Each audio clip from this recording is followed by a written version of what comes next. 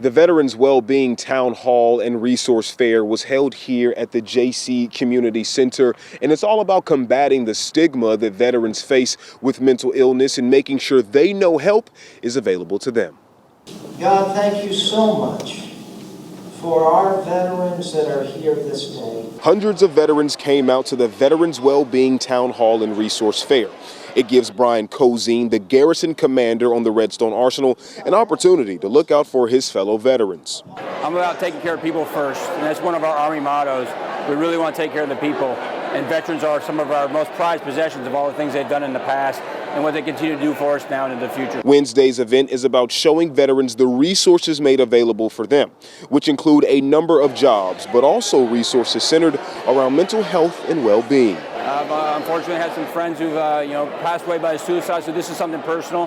One organization making its presence known is the Alabama Suicide Prevention and Resource Coalition, otherwise known as ASPARC. Their president, Cheryl Dodson, says ASPARC is here to encourage people to speak up, seek help, and raise awareness for those struggling with mental health. We teach and train people in QPR, which is CPR for mental health. It stands for question, persuade, and refer, and it's how to have a conversation with someone in crisis.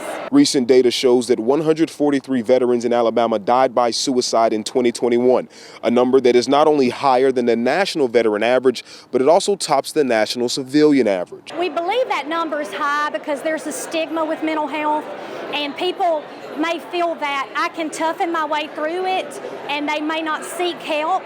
But there is great courage and strength in seeking help. You may be the first person in your family to reach out, so we want people to know that what you're doing may benefit future generations. Dodson says there are signs of struggles with mental health to be on the lookout for. Try to listen to their language and feel if they're not speaking in future terms, or if there is a change in behavior, and then acting differently as far as isolating themselves, being withdrawn, changes in sleep and eating, and even hygiene.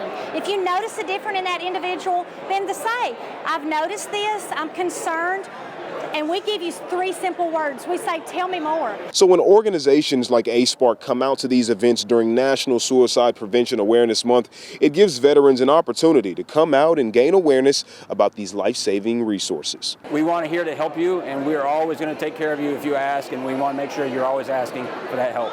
In Huntsville, I'm Xavier Wary, Way 31 News.